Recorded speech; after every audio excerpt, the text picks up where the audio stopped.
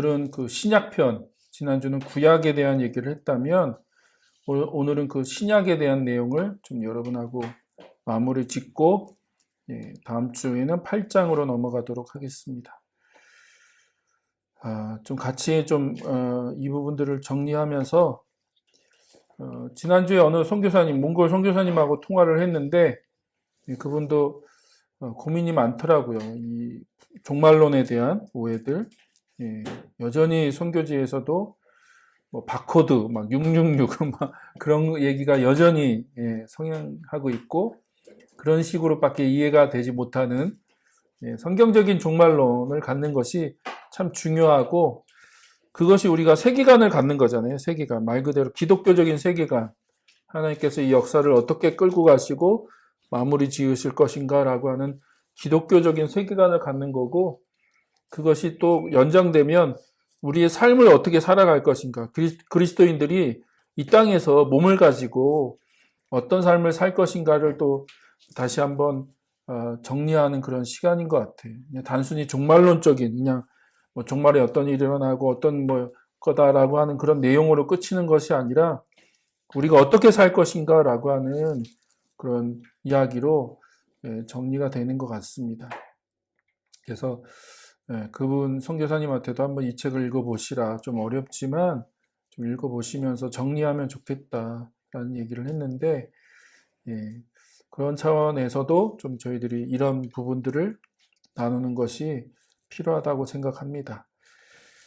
자, 지난주에 우리 구약에 대한 얘기를 좀 하고 부활이 어떻게 구약 안에서 이렇게 다루어졌는지 내세에 대한 얘기하고 처음부터 성경이 내세에 대한 명확한 얘기를 하지 않는다. 그러면서 이제 스월에 대한 얘기를 했다가 나중에 이제 예언서, 그렇죠? 묵시 문학이라고 하죠. 묵시, 그러니까 제2성전 시대 혹은 이제 바벨론 포로기 이후의 시대 가운데 그런 그 묵시 문학이 발달하고 그 안에서 이제 그 종말론적인 비전들이 더 구체화되면서 그 안에 부활에 대한 얘기가 나오거든요. 부활. 그래서 그 부활이 어떤 건지가 얘기하고 있고 근데 그 부활이 그러니까 통치의 회복과 어떻게 연결되는지에 대한 힌트가 잠깐 나왔다가 이제는 신약으로 넘어오면 이제 명확하게 부활이 어떻게 통치와 연결되는지 그 내용들을 언급하고 있고요. 그것을 그 회복하시는 분, 그걸 성취하시고 회복하기 위해서 인류의 대표로 오신 분이 누구세요? 그게 바로 예수님이죠. 예수님. 그래서 신약에서는 예수 그리스도와 함께 통치의 회복 그리고 또 부활이라고 하는 주제가 연결될 수밖에 없다. 그래서 지난주 여기까지 얘기하고 마무리를 했죠.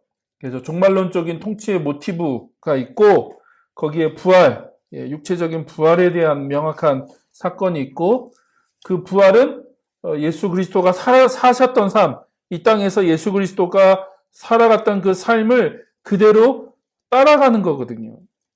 그리고 그 결과로 우리가 예수 그리스도의 그 통치에 참여하는 거고 동참하는 거다. 그러니까 예수 그리스도의 그 다스림에 우리가 같이 동참해서 그 통치하는 자로 신약은 언급하고 있는데 자, 그 부분을 좀 설명드리도록 하겠습니다. 신약에 나타나는 그리스도와 함께 다스림, 그리스도와 함께 다스린다는 게 어떤 의미인지 좀 같이 살펴볼까요? 자, 고린도전서 6장에 보면 이런 얘기 나오죠. 이제 그 고린도 안에 갈등이 있고 그 갈등 때문에 아마 세상 법정에다가 아마 그 문제를 판결해 달라고 하는 그런 사건이 있었던 것 같아요. 고린도 교회에요. 그때 그 바울이 고린도 교회를 향해서 뭐라고 합니까? 성도들이 세상을 심판하리라는 것을 여러분은 알지 못합니까? 그러니까 여러분은 세상을 심판하는데 그런 사람들인데 왜 세상이 여러분을 심판하도록 하냐는 거죠. 그러면서 우리가 천사들도 심판하리라는 것을 알지 못하느냐라고 하면서 이 세상 법정의 어떤 교회 안의 문제를 갈등을 세상 법정으로 갖고 가는 것에 대해서 뭐라고 하면서 문제를 제기하면서 사도 바울이 뭐라고 얘기해요? 우리가 세상을 심판하는 자다라고 하는 얘기를 뜬금없이 한다는 거죠. 근데 사실 이거에 대한 얘기는 잘 없죠. 명확한 언급 없이 그냥 여기서 그리스도인들은 세상 법정에 갖고 가서 뭐 이렇게 그런 거 하지 말아라 막 그런 얘기로 마무리를 짓는데 이 사도 바울의 그 이야기, 그러니까 사도 바울이 고린도 교회를 향해서 항상 얘기할 때는 신학적인 얘기를 하거든요. 고린도 교회 안의 문제를 풀어갈 때 사도 바울의 접근 자세는 뭐예요? 신학적인 문제를 제시하거든요. 근데 여기서도 그런 얘기를 하는 거예요. 너희들이 마지막 날에 가면 세상을 심판하는 자들인데 왜 세상이 너희들을 심판하도록 세상 법정에다 그런 걸 고소하고 고발하느냐라고 하는 문제를 언급하고 있다는 거죠.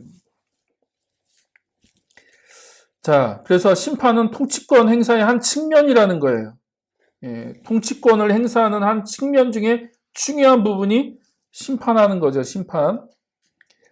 그래서 신약에서 성도가 다스리거나 통치하거나 심판하거나 그 밖에 보좌나 면류관에 대한 언급을 포함해서 권한을 행사한다는 표현이 곳곳에 나온다는 거죠. 성경 곳곳에 이런 표현, 다스린다, 통치한다, 혹은 심판한다 라고 하는 그 보좌에 같이 앉는다 라고 하는 그런 표현들, 그런 이야기들이 성경 곳곳에 언급되고 있고 이것이 종말론적인 하나님 나라, 곧 하나님 백성에게 약속된 기업이라는 개념적인 그런 그 개념 안에서 이 문제가 다루어지고 있다는 거죠.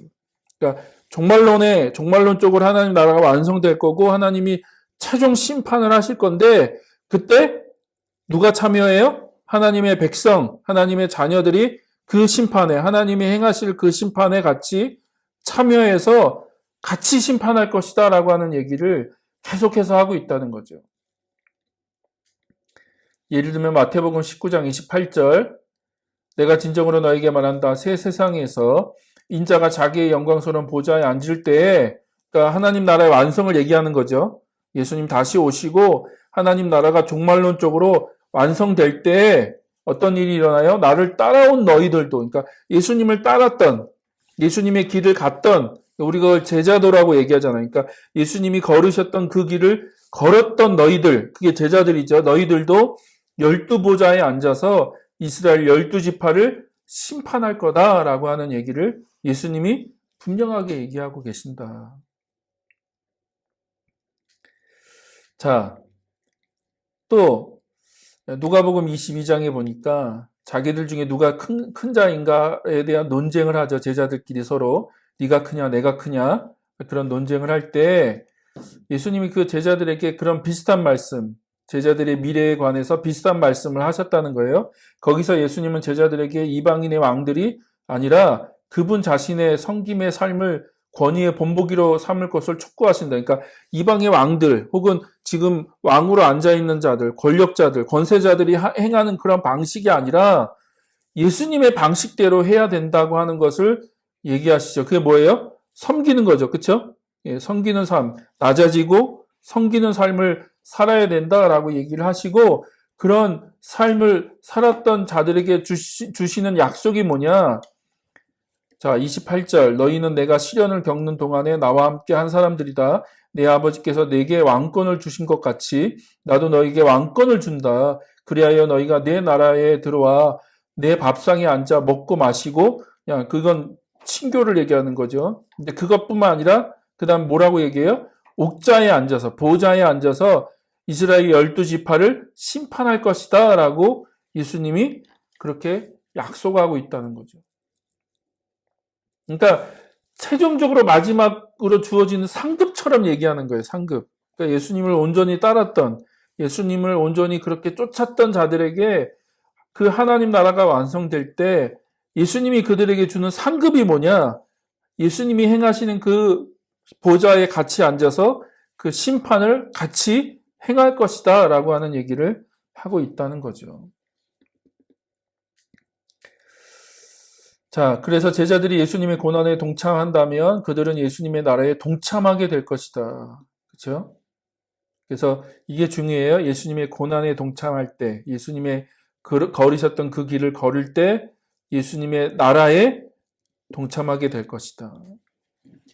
이처럼 그리스도의 삶에 동참 내지 참여하는 것은 성경에서 기독교 소망을 이해하는 방식에 있어서 핵심적이다.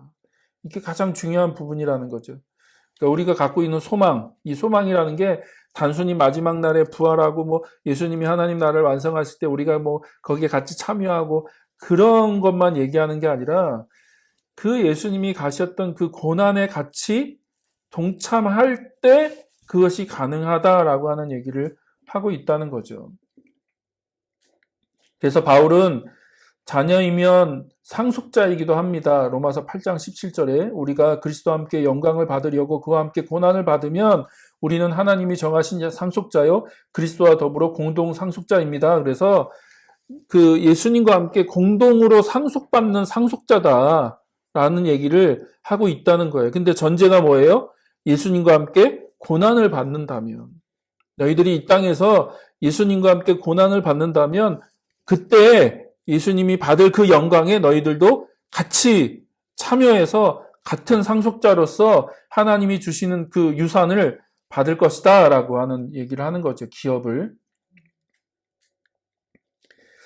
자, 다른 곳에서 바울은 자신도 죽은 자들 가운데서 부활에 이르려면 그리스도의 고난에 동참해야 된다는 주장을 하죠. 그게 빌립보서 3장에서.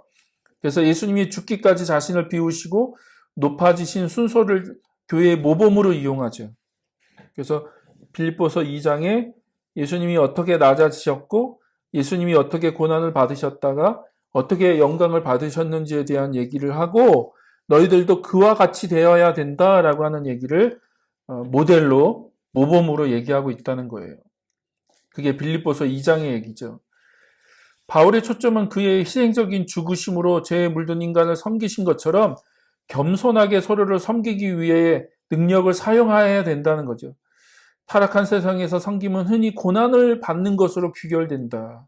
그래서 낮아지는 것, 예수님이 낮아지신 것처럼 우리도 낮아져야 되고 그 낮아진다는 것은 고난을 받는다는 것을 얘기한다라고 하는 거죠. 자, 이는 하나님 나라가 통치의 회복에 대한 모든 피상적이고 승리주의적인 해석, 이게 이제 우리가 좀 고민해야 될 부분인데 요즘 기독교가 그렇죠. 지금 여러 가지 이슈를 가지고 지금 세상과 대결하잖아요.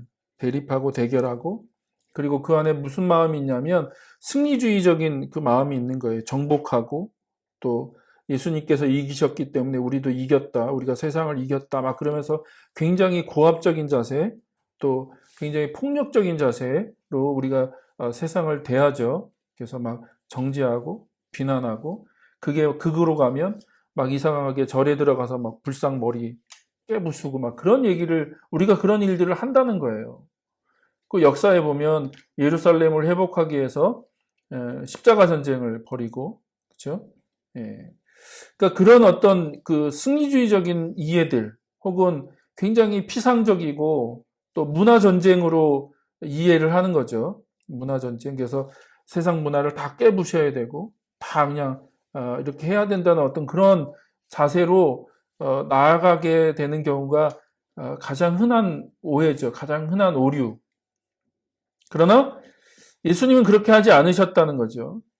우리는 예수님의 낮아지심과 복종이 하나님 통치의 방식이라고 하는 것을 잘 알아야 된다는 그게 핵심이고 그게 중요한 내용이라는 거죠. 그래서 그리스도인의 삶에 대한 바울의 이해는 그리스도의 희생의 패턴과 일치하는 그 십자가 형상으로 묘사하고 있다는 거죠. 빌립보서 2장에. 자, 빌립보서 2장을 여러분 잘 아시죠? 그래서 예수님의 초림과 재림이 있고 예수님이 초림하셨다는 건 뭐예요? 육신으로 이 땅에 오신 거죠. 그걸 뭐라고 표현해요? 비움, 자기를 비우셨다. 하나님이신데 하나님과 동등된 분이신데 자기를 어떻게 비우시고 낮아지셨다라고 얘기하죠. 그게 뭐예요? 인간이 되신 거죠. 하나님이신데 육신을 입고 인간의 몸으로 오셨다라고 하는 얘기. 비움과 낮아짐. 그 다음에 십자가의 죽음이죠.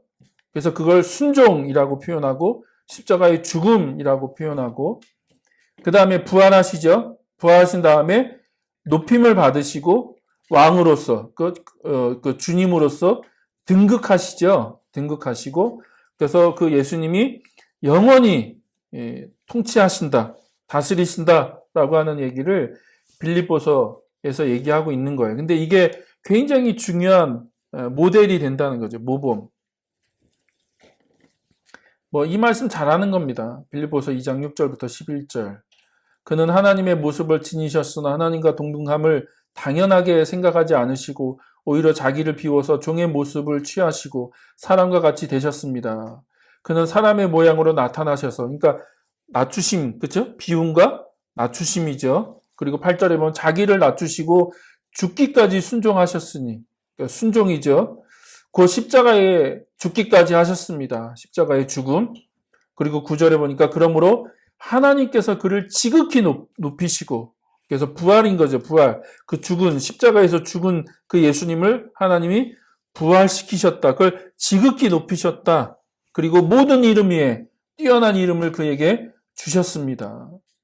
10절. 그리하여 하늘과 땅 위에, 땅 아래에 있는 모든 것들이 예수의 이름 앞에 무릎을 꿇고 모두가 예수 그리스도는 주님이시라고 고백하여 하나님 아버지께 영광을 돌리게 하셨습니다. 라고 하는 그 예수님이 결국은 그 부활을 통해서 왕으로 등극하시는 거죠.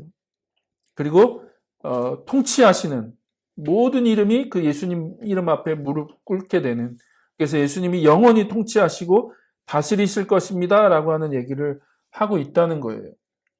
근데 이걸 또 어떻게 얘기하고 있다고요? 우리의 모델로, 우리가 살아가야 될 모델로 얘기하고 있다. 그러니까 그리스도인들도 어떻게 해야 돼요? 이 땅에서 고난을 받아야 된다는 거예요. 그렇게 낮아지고 비워야 된다는 거예요. 자기를 비우고 자기를 낮추고, 그래서 이 땅에서 고난을 받아야 된다. 고통을 당해야 된다라고 얘기하는 거죠. 그래야지 그 예수님의 길을 걷는 거고, 그리고 어떻게 해요? 마지막 날 예수님이 다시 오실 때 그리스도인들이 뭘 경험하게 돼요? 부활. 부활을 경험해서 그 예수 그리스도의 그 영광, 그 다스림에 그리스도인들도 동참하게 되고 참여하게 된다. 그래서 예수님과 함께 통치하고 다스릴 거다라고 하는 얘기를 하고 있다는 거예요. 이해되시죠? 그래서 부활과 통치가 연결되는 거다. 그러니까 따로 분리되는 게 아니라 부활이 통치와 연결된다라고 하는 걸 우리가 여기서 확인할 수 있다는 거예요. 그 예수님의 삶을 통해서도 확인이 되고, 또 종말에 그런 일들이 일어날 것이다라고 하는 얘기를 신약 성경이 계속 하고 있다는 거예요. 자, 하나님의 메시아, 고난받는 종의 우주적이고 종말론적인 통치는 그리스도인이 동참할 패턴에서 핵심적이라는 거예요. 그리고 고난받는 종. 그리고 그 고난받는 종이 종말, 마지막 날에는 왕이 되시는 거죠. 그게 그리스도인들이 걸어가야 될 길이고 우리가 동참해야 될 중요한 패턴이다. 인간은 창조 때 하나님의 형상으로 땅을 다스리라는 사명을 받았고요. 예수님은 성육신하신 말씀으로써 자신의 삶과 죽음으로 이런 다스림을 구체화하신 거죠. 그렇죠? 그래서 예수님이 육신을 입고 이 땅에 오셨을 때 원래 인간에게 주셨던 그 명령, 다스려라, 이 땅을 다스려라라고 그 말씀하신 그 약속을 성취하기 위해서 오셨다는 거예요. 근데 그것을 어떻게 성취하셨어요? 고난받고 순종하고 십자가의 죽음으로 그걸 성취하신 거다라고 하는 얘기를 하는 거죠. 그리고 다가올 반전의 핵심은 지배권이 권력을 남용하는 이들에게서 박탈되어 제자도와 섬김의 길을 따라 메시아를 쫓기 위해 자신을 낮추는 이들에게 주어진다는 거죠. 그래서 예수님이 다시 오실 때, 하나님이 최종 심판을 하실 때 우리가 지난주에 얘기한 것처럼 거대한 반전이 일어난다. 이 땅에서는 통치하고 다스렸던 자들에게서 그 모든 통치권을 빼앗아서 누구에게 줘요? 고난받고 고통받고 심지어 죽기까지 예수님을 따랐던 그들에게 그 통치권이 주어진다는 거죠. 놀라운 반전이 일어난다. 그리고 그 시작이 바로 부활이다 라고 하는 거죠. 그래서 앞에 다뤘던 그림을 다시 보면 그런 얘기 하는 거죠. 종말론적 하나님 나라는 하나님 백성에게 약속된 기업이라는 거예요. 그렇죠? 하나님 백성에게도 약속된 기업인데 그 기업을 받기 위해서 어떤 삶을 살아야 되냐?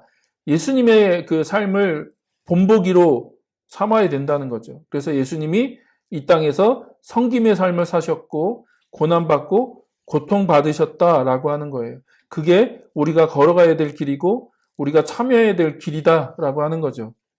그리고 그 고난으로 끝나는 것이 아니라 나중에 하나님이 다시 그 놀라운 반전, 거대한 반전을 통해서 부활, 그리고 통치권의 회복이 일어날 것이다 라고 하는 얘기를 하는 거예요. 그게 기독교의 소망의 핵심이고 우리가 가져야 될 소망이다. 그리고 하나님 백성은 이 땅에서 하나님 나라를 이뤄가기 위해서 뭐 어떻게 해야 된다? 낮아짐과 복종의 삶을 살아야 된다. 그런 얘기를 하는 거죠. 예. 그래서 여러분 그렇게 좀 정리하시면 좋을 것 같고요. 자, 그래서 이스라엘과 인류의 대표자로 오신 분이 누구세요? 예수님이라는 거예요. 예수님. 이스라엘과 인류의 대표자로 오셨다. 그리고 그 예수님이 자기를 인자라고 부르신다. 이스라엘의 대표자로 백성 전체를 의롭게 하시는 인자라고 자기를 부르신다는 거예요. 그래서 다니엘 7장에 보니까 인자라는 단어가 여기에 처음 나온다. 이게 메시아적인 인물을 뜻할 수도 있지만 또 동시에 백성을 뜻할 수도 있다.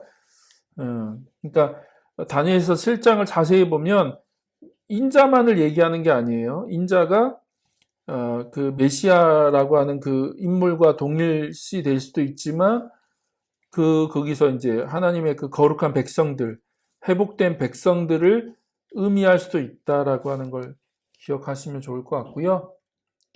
이런 대표적인 개념은 사도행전 17장에 언급되고 있는데 나중에 한번 사도행전 17장을 한번 읽어보십시오. 사도 바울이 이제 그 아테네인가요? 거기서 이제 연설하는 내용인데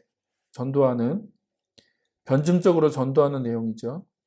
심판을 행하시는 부활하시는 이는 의로우신 인류의 대표자라는 거예요. 그러니까 심판을 행하시고 행하시는 그 부활하시니 그게 메시아이면서 인자이면서 예수님이죠. 근데 그 예수님이 인류의 대표자로 이 땅에 오셨다는 얘기를 하고 있는 거고. 그리고 히브리서 2장에 보면 하나님의 백성이 그리스도의 높아지심과 통치에 참여한다는 것이 어떻게 창조와 인간의 소명에 근거하는지를 언급하고 있다는 거예요. 그런 얘기를 하고 있다. 하나님의 백성의 높아짐, 그 다음에 그 그리스도의 통치에 참여한다는 것은 창세기 1장, 2장에 부여된 인간의 소명과 연결되어 있다는 거죠.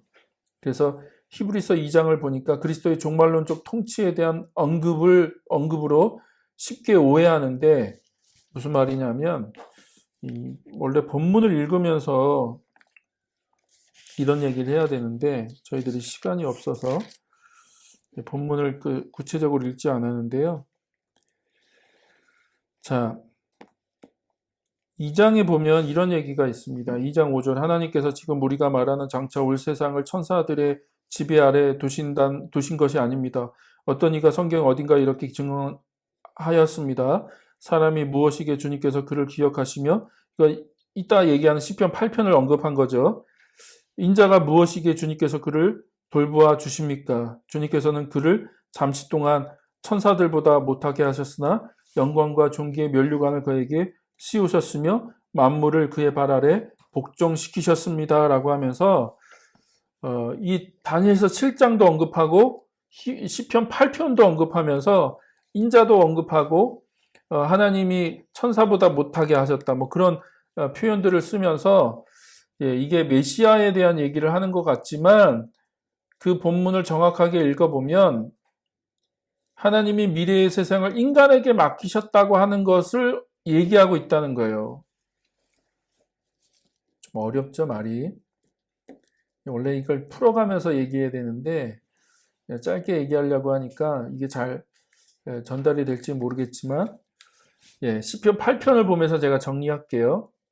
그러니까 시편 8편에 보면 저번에도 한번 얘기해 드렸죠. 이 개역 개정이나 옛날 성경에 보면 개역 개정이 어떻게 되는지 모르겠는데 이제 옛날 성경에 보면 천사라고 번역했잖아요. 천사보다 조금 못하게 하셨다라고 번역을 해놨는데 정확한 번역은 뭐예요? 하나님보다 조금 못하게 창조하셨다. 그래서 영광과 존귀의 간을 씌어진 존재가 인간이다. 그래서 하나님이 만드신 만물에 대한 통치를 허락받은 원래 인간의 지위와 역할을 언급하는 본문인 거죠. 이것이. 그러니까 이것이 이제 다니엘서 7장의 인자와 연결되면서 우리가 이걸 그냥 메시아로만 해석하는데 다니엘서 7장, 히브리서 2장, 또 시편 8편을 그냥 다 메시아로만 언급하는데 그렇지 않다는 거예요. 그게 메시아로만 해석되는 게 아니라 그게 누구하고 확대된다. 누구에게로 확대된다? 예, 하나님의 백성, 하나님의 자녀들, 그 백성에게까지 확대가 된다는 거예요. 그래서 여기서 말하는 인자나 하나님보다 조금 못하게 창조하셨다거나 히브리서 2장에서 천사보다 존귀하신 분으로 예수님을 막 설명하면서 하는 이야기잖아요. 그렇죠? 그런 얘기를 하고 있는 내용인데 이게 꼭 메시아만 해당되는 것이 아니다라고 하는 걸 우리가 알아야 된다는 얘기죠. 이해해야 된다. 자, 좀 그걸 이 얘기와 같이 하면 좀 정리가 될 것 같은데 인간을 향한 하나님의 목적을 성취하기 위해서 예수님이 오셨다는 거예요. 그래서 많은 형제들 중에 맏아들이 되게 하셨다. 그러니까 맏아들이 되셨다는 건 뭐예요? 그 다음에 예수님을 통해서 새롭게 이제 첫 열매가 되셨다는 건 그 다음 열매가 있다는 거고 예수님이 맏아들이 됐다. 그리고 그 예수님을 통해서 우리도 하나님의 성취하시려는 그 사역에 동참하는 자들이 됐다라고 하는 얘기를 하는 거죠.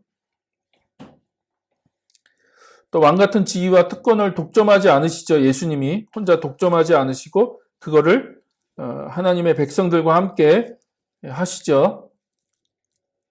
그래서 예수님 자신을 믿는 모든 이에게 하나님의 자녀가 되는 권세를 주셨다. 당신만 하나님의 자녀가 아니라 예수님을 믿는 모든 자들이 하나님의 자녀가 되게 하신 거죠.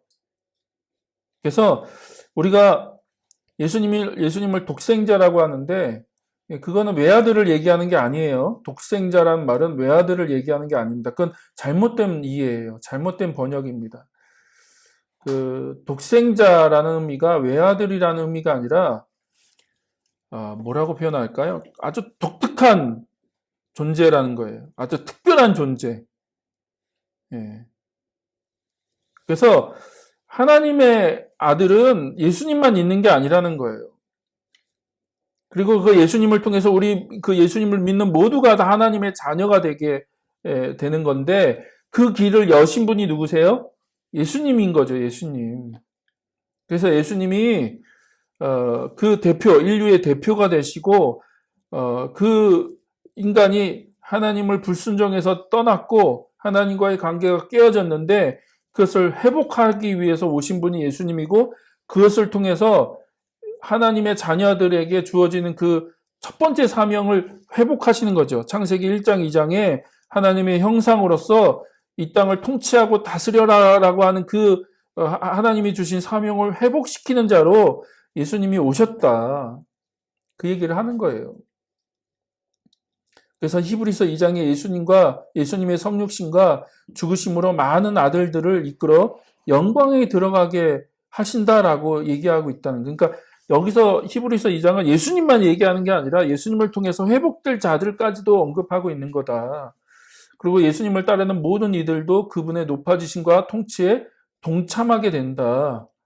그래서 예수님이 대표자이시고 맏아들이시고 그리고 예수님이 첫 열매이시고 그 예수님을 통해서 그 예수님을 믿는 사람들은 하나님의 자녀가 된다는 거고 하나님의 자녀가 된다는 건 하나님의 형상의 회복, 하나님의 통치권의 회복을 얘기하는 거다라고 하는 걸 말하고 있다는 거죠. 이해되세요? 그래서 지난주에 살펴봤잖아요. 다니엘서 7장이 인자에 대한 얘기만 아니라 그 인자가 하나님으로부터 통치권을 받아서 누구에게 줘요? 그 통치권을 하나님의 거룩한 백성들, 회복된 백성들에게 주는 거죠. 그 나라를 회복하는 거잖아요. 그러니까 그 얘기를 하는 거다.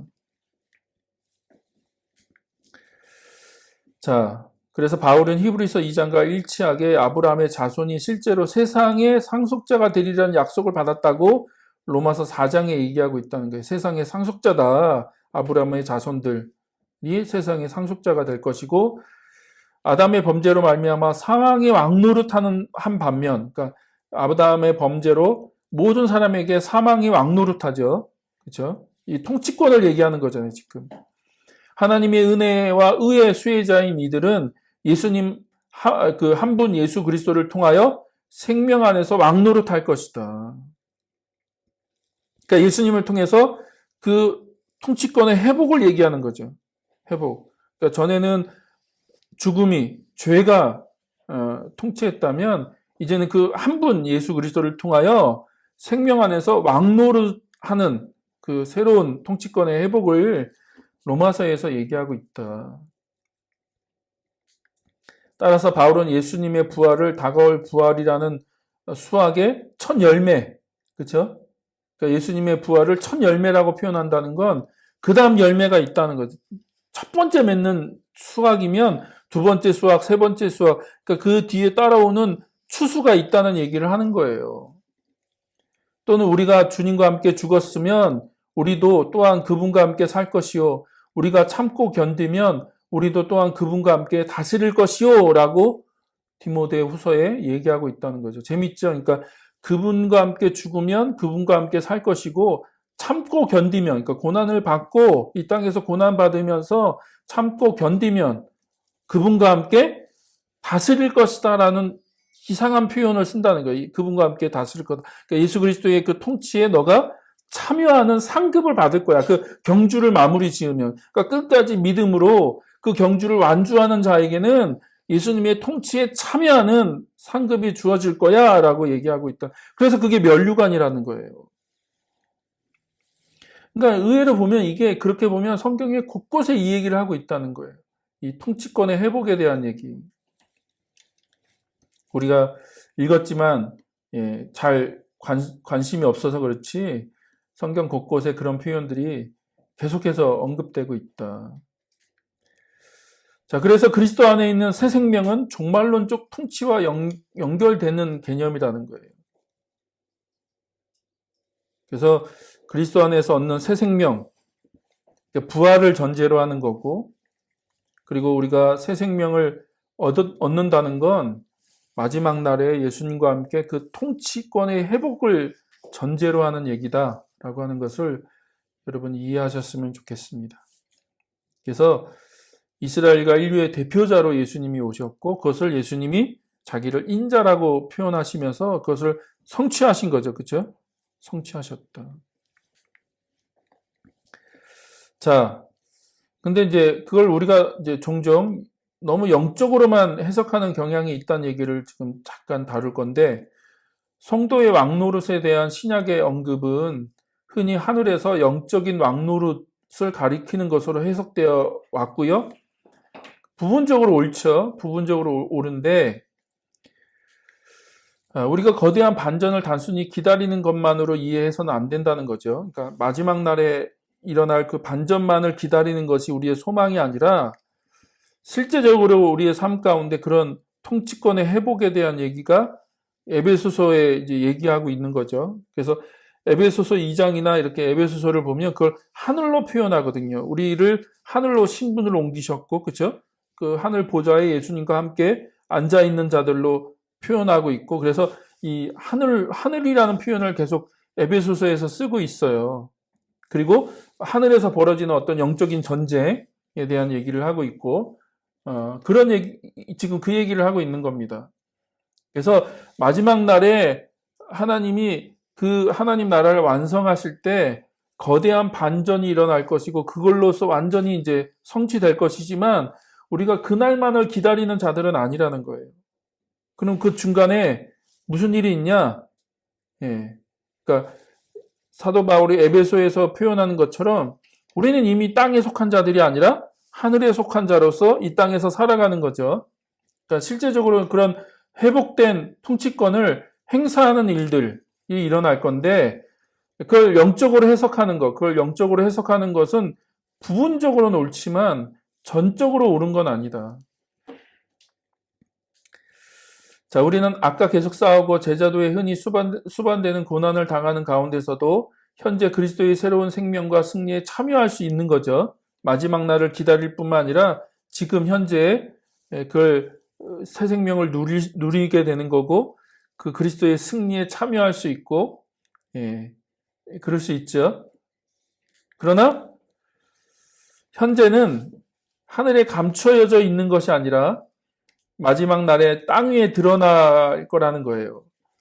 무슨 말이냐면, 그러니까 우리가 그러니까 그렇게만 해석하다 보면 전통적으로 이제 이 땅이 없어지고 하늘로 가는 거로만 이해하고 끝나버린다는 거예요. 영적인 전쟁이나 혹은 영적인 그런 이해들을 자꾸 이 땅에서의 삶은 끝내고 하늘로 가는 것으로 그걸로 귀결될 거라고 얘기하지만 우리가 계속 얘기한 것처럼 마지막 날에 가면 어떤 일이 일어나요? 결국 그 약속과 성취는 어디에서 이루어져요? 땅에서 이루어지지 하늘에서 이루어지지 않는다는 거예요. 그러니까 거대한 반전, 통치권의 회복은 이 땅에서 이루어지는 거지 하늘에서 이루어지는 건 아니다. 그러니까 반은 맞고 반은 틀린 거죠. 이해되세요? 그러니까 우리는 어쩔 수 없어요. 과도기에 살 때는 그럴 수밖에 없다는 거예요. 과도기. 예수님의 초림과 재림의 중간에 살아가는 우리들에게는 우리가 신분은 하늘에 속해 있지만 여전히 땅에 육신을 입고 살아가기 때문에 땅의 원리대로 살아가서는 안 된다. 하늘의 원리, 하나님 나라의 원리대로 이 땅에서 살아가야 되는 거고 그게 그리스도인의 영적인 전쟁이고 그게 그리스도를 따라가는 삶이고 그렇기 때문에 고난을 받는 거잖아요. 그게 사실 이제 산상수훈이고 그게 팔복이고 그래서 땅의 가치대로 살지 않고 하나님 나라의 가치대로 살기 때문에 이 땅에서는 고난을 받는 것이 당연해요. 그게 그리스도인의 삶이에요. 예수님이 그런 삶을 사셨다고요. 그게 섬김이고 그게 낮아지는 거고 그게 고난을 받는 거고 그리고 심지어 죽기까지 하는 거다. 그러니까 이게 하나님 나라의 그게 비밀인 거죠. 하나님 나라 비밀. 그게 이해가 안 되면 그리스도인의 삶이 이해가 안 되는 거예요. 하나님 나라 비밀이라고 하는 개념이 이해가 안 되는 거죠. 그래서 앞에서 얘기한 것처럼 마치 우리는 그 과도기 안에서 살아갈 때 마치 우리가 이 땅에서 마치 막 영적인 우리가 통치권을 다 갖고 있는 것처럼 우리가 살아간다는 거예요. 그러니까 자꾸 문제가 일어나고 갈등이 일어나고 마치 우리가 승리자인 것처럼 이 땅에 살아가지만 그러나 우리는 이 땅에서 그렇지 않죠. 그러니까 최종 마지막 날에 그것이 성취될 거긴 하지만 그러나 그날까지는 우리가 이 땅에서 고난받으면서 살아갈 수밖에 없는 거예요. 저는 그래서 그리스도인은 어쩔 수 없어요. 우리가 육신을 입고 예수님이 오시기 전까지 이 땅에 살아갈 때 우리는 아웃사이더들인 거죠. 우린 메인스트림, 그러니까 주류에 들어갈 수 없는 자. 그렇다고 성공하지 말라는 얘기도 아니고 높아지지 말라는 얘기가 아니에요. 그런 얘기 하는 게 아니고 우리는 어쩔 수 없이 이 땅에서 살아갈 때는 그렇게밖에 살아갈 수밖에 없는 자들이라는 것을 얘기하는 거죠. 그래서 요즘 고린도후서 묵상하고 있는데 사도 바울이 거짓 사도들하고 싸우잖아요. 거짓 사도들은 막 자기의 추천서를 자랑하고 자기의 배경을 자랑하고 자기가 유대인이고 어떤 자기들의 그걸 막 자랑하잖아요. 근데 사도 바울이 뭐라고 얘기해요? 고린도 교회에 편지를 쓰면서 그럼 나도 자랑하겠다. 나도 그들처럼 자랑할 게 꽤 많거든. 그러면서 자기의 자랑거리를 얘기하는데 뭘 얘기해요? 전혀 다른 얘기를 하죠. 자기의 연약함, 자기의 약함, 고난받고 죽을 뻔하고 몇 번 매를 몇 번 맞았고 내가 죽을 고비를 몇 번 넘겼고 배가 파산돼갖고 내가 바다에서 며칠을 헤맸고 막 그런 얘기 하는 거거든요. 내가 고난받았다. 고난받고 있는 삶을 산다. 사도 바울이 자랑할 게 왜 없습니까? 자기가 얘기한 것처럼 히브리인 중에 히브리인이고 가말리엘 문화에서 최고의 교육을 받았고, 그러니까 사도 바울이 인간적으로 자랑할 게 전혀 없는 사람은 아니죠. 그러나 그가 고린도 교회를 향해서 자기의 자랑을 하겠다라고 얘기하면서 거짓 사도와 같은 그런 그들이 자랑한 것 같은 그런 얘기를 하는 게 아니거든요. 자기의 약함을 자랑하고 자기의 약함을 얘기하는 거죠. 저는 그게 하나님 나라의 이 땅에서 존재하는 하나님 나라의 모습이 그럴 수밖에 없는 거예요. 그러나 소망은 예수님이 마지막 오실 때, 그렇죠? 예수님 다시 오실 때 거대한 반전, 그리고 그 하나님 나라의 그 통치와 그 심판이 이 땅에서 이루어질 것이고 그것이 완성될 것을 기대하고 소망하는 거죠. 자, 그래서 골로새서 3장 1절부터 4절까지 보면, 그러므로 여러분이 그리스도와 함께 살려주심을 받았으면 위에 있는 것들을 추구하십시오. 거기에는 그리스도께서 하나님의 오른쪽에 앉아 계십니다. 여러분 땅에 있는 것들을 생각하지 말고 위에 있는 것들을 생각하십시오. 여러분은 이미 죽었고 여러분의 생명 그리스도와 함께 하나님 안에 감춰져 있습니다. 여러분, 그러니까 감춰져 있다는 이 표현이 중요한 거죠. 아직도 드러나진 않았어요. 감춰져 있어요. 하나님 안에 감춰져 있는 거죠. 그렇죠? 그러니까 세상 사람들이 보기에는 너나 나나 똑같아. 예. 우리는 아직도 드러난 게 아니잖아요. 감춰져 있어요.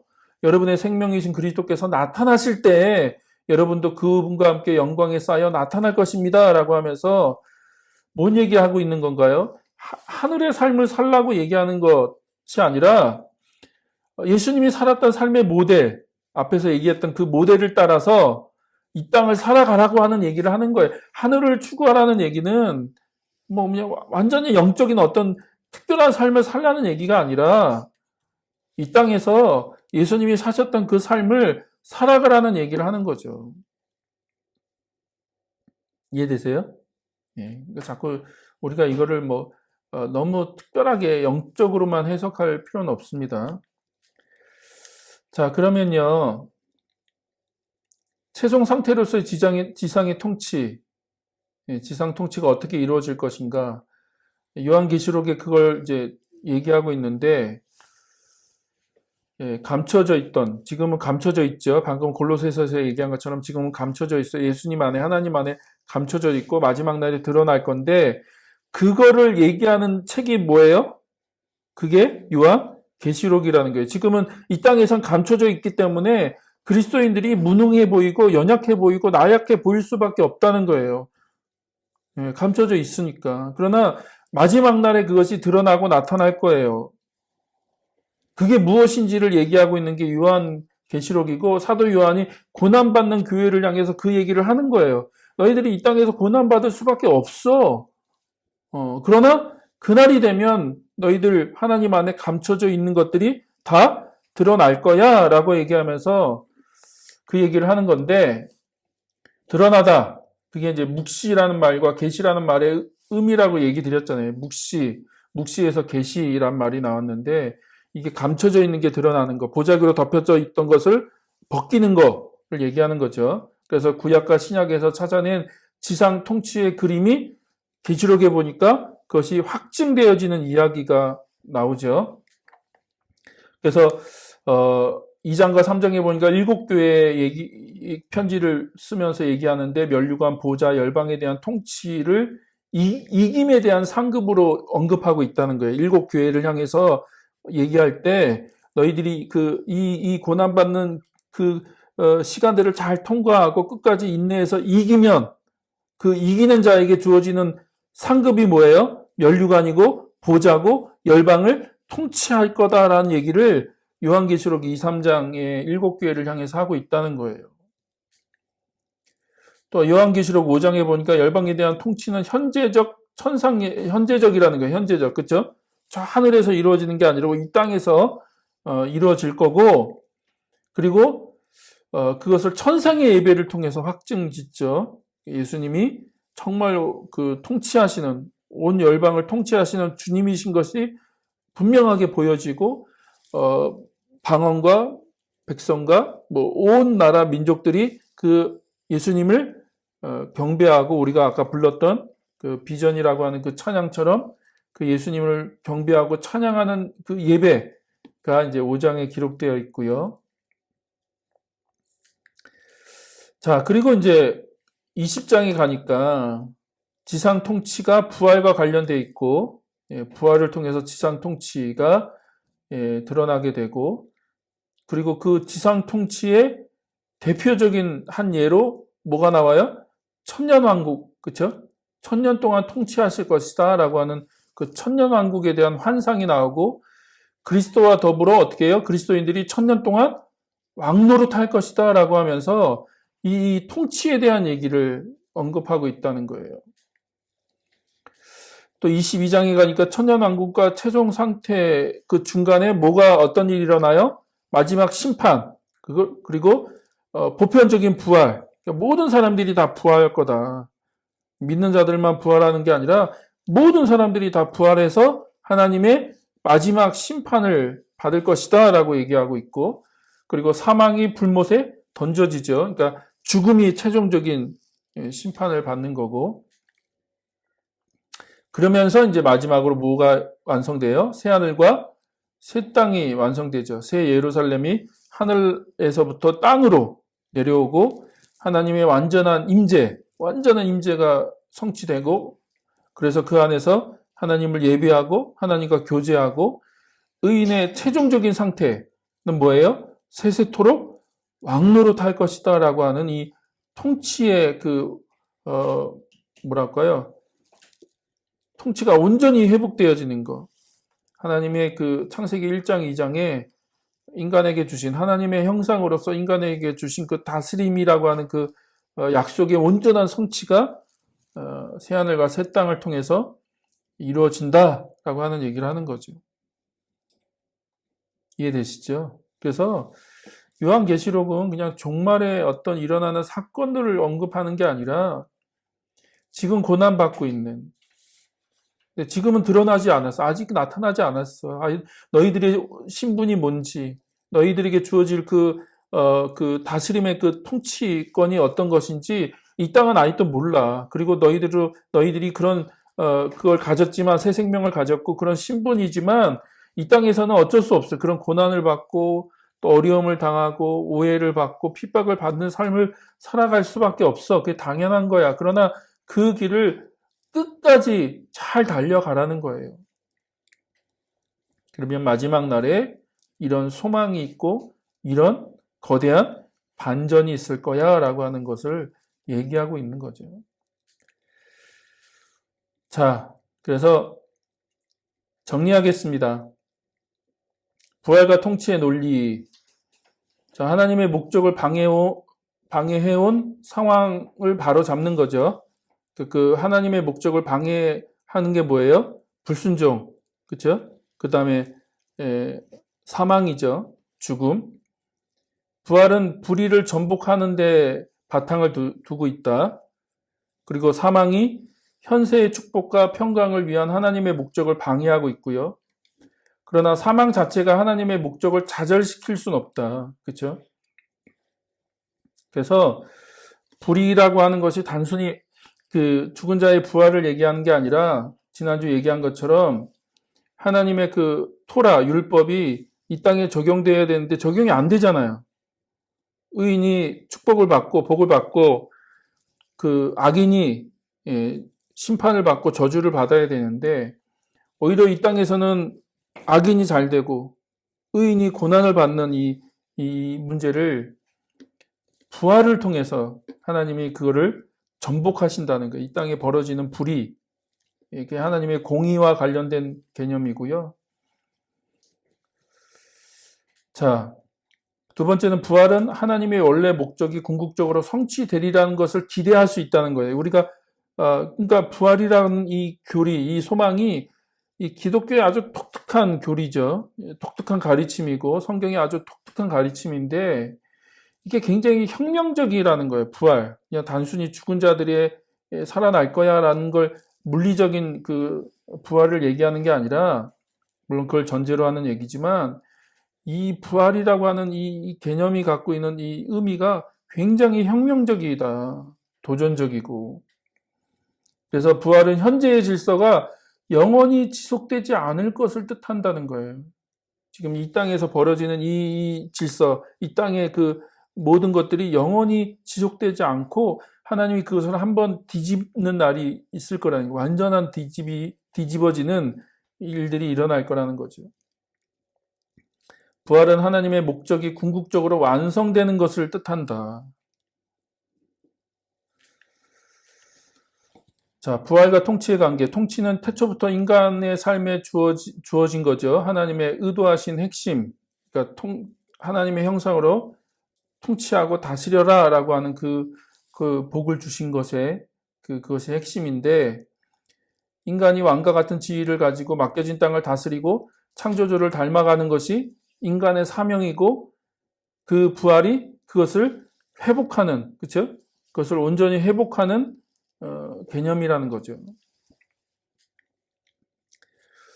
그리고 네 번째, 이 땅에서 삶을 전개해 가는 것이다. 하늘에서의 삶이 아니라 부활한다는 건 결국 이 땅에서 그 하나님의 그 사명, 하나님이 인간에게 주신 그 사명이 성취되고 그 신성한 소명을 이루어가는 것이 이 땅이다라고 하는 얘기를 하는 거죠.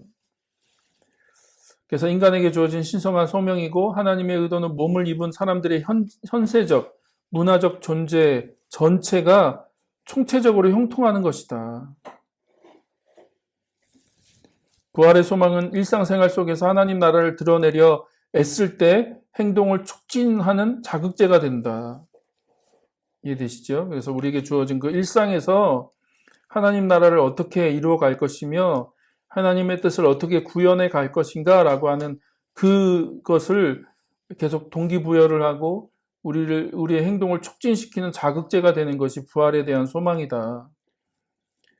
이 땅에서의 삶을 통해 다가올 하나님의 새로운 세상을 고대하고 구체화할 수 있는 거죠.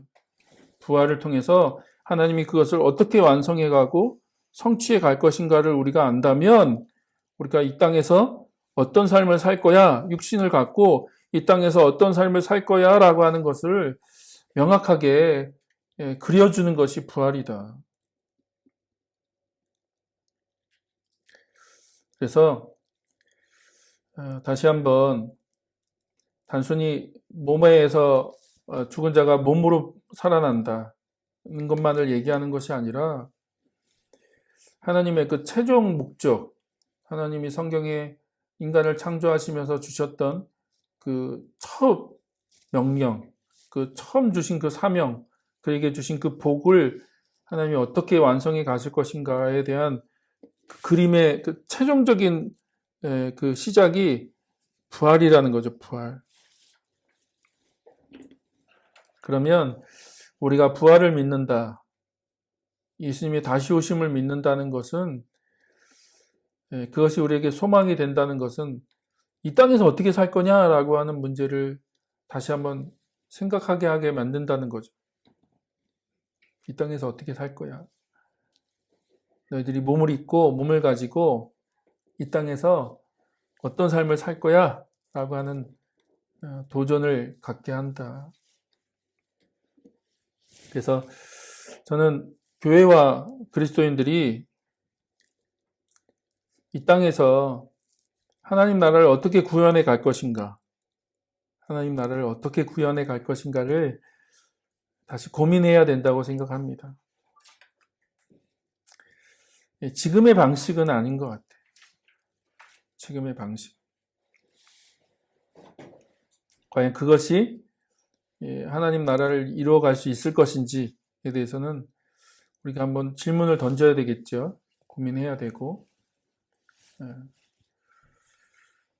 그래서 교회가 똑같이 세상 사람들과 똑같은 방식으로 힘과 어떤 그런 그 권력으로 세상을 바꾸려고 한다면 다른 게 뭐냐는 거예요. 다른 게. 과연 다른 게 뭐냐 너희들이. 하나님 나라를 소망하고 있고 하나님 나라의 완성을 기대하고 있다는 너희들의 모습에서 다른 게 도대체 뭐냐. 하나님 나라는 그런 방식으로 임하지 않는다는 거죠. 그래서 좀 우리가 다른 길을 예수님이 가셨던 그 길을 우리가 걸어갈 수 있는 주님의 진정한 제자들이 되기를 주의 이름으로 축복합니다. 우리 같이 기도할까요?